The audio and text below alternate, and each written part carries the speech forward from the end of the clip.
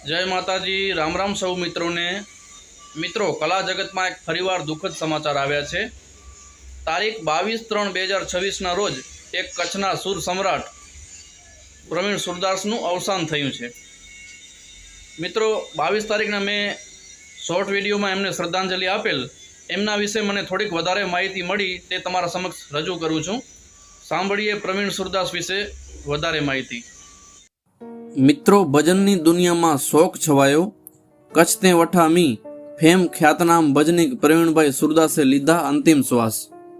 कच्छनी भजनीक दुनियाना जाणीता सूर सम्राट प्रवीणभाई नारायणभाई गौरनु केन्सरनी बीमारीथी तारीख 22/3/2026 ना रोज अवसान थता कच्छ सहित राज्य में भजननी दुनिया में शोकनो माल छवायो छे।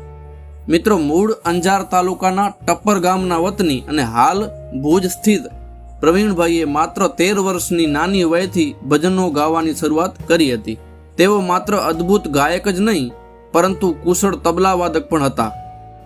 છેલ્લા એકાદ વર્ષથી કેન્સરની ગંભીર બીમારી સામે જજુમી રહેલા આ કલાકારના નિધનથી સૂરના તાર અચાનક તૂટી ગયા છે અને ભજન જગતમાં ક્યારેય ન પૂરાય તેવી ખોટ પડી છે। તેમનું ગાયેલું ગીત કચ્છ તે વઠા મી સમગ્ર કચ્છથી લઈને દેશ વિદેશમાં વસતા કચ્છીઓમાં સદાબહાર રહ્યું છે। કચ્છમાં જ્યારે પણ વરસાદ પડે ત્યારે આ ગીત સોશિયલ મીડિયામાં છવાયેલું રહે છે અને તેમને આ ગીત સહિતના અનેક ભજનોએ અપાર પ્રસિદ્ધિ અપાવી હતી।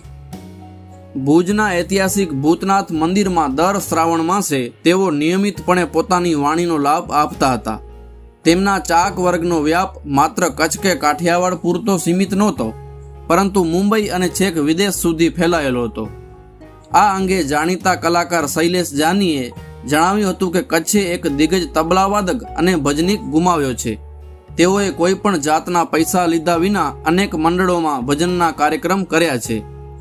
તેમને નિરંજન પંડ્યા અને કીર્તિદાન ગઢવી સહિતના કલાકારો સાથે ભજનના કાર્યક્રમો કર્યા હતા। તેઓ છેલ્લા 1 વર્ષથી કેન્સરની બીમારીથી પીડિત હતા। તેમના પત્નીની પણ માત્ર 30% જ નજર છે। પ્રવીણભાઈના જવાથી કચ્છે એક મોટા ગજાના લોક કલાકાર ગુમાવ્યા છે। છેલ્લા દિવસોમાં ભૂતનાથ સંસ્થાન અને ઓસ્માણ મીર સહિતના આગેવાનો અને સંસ્થાઓએ તેમને બીમારીમાંથી બહાર લાવવા મહેનત કરી રહ્યા હતા। પ્રવીણભાઈની ઓળખ એક પરોપકારી અને ધાર્મિક વ્યક્તિ તરીકેની હતી। આધ્યાત્મિકતા અને ભજન તેમના લોહીમાં હતા, જેને કારણે મુશ્કેલ પરિસ્થિતિમાં પણ તેઓ સ્થિર રહી શકતા। તો ભગવાન તેમના દિવ્ય આત્માને શાંતિ આપે એ જ પ્રાર્થના સાથે આજનો વિડીયો અહીં પૂર્ણ કરીએ છીએ। મળીશું એક નવા વિડીયો સાથે, નવી વાત સાથે। ત્યાં સુધી સૌને જય માતાજી।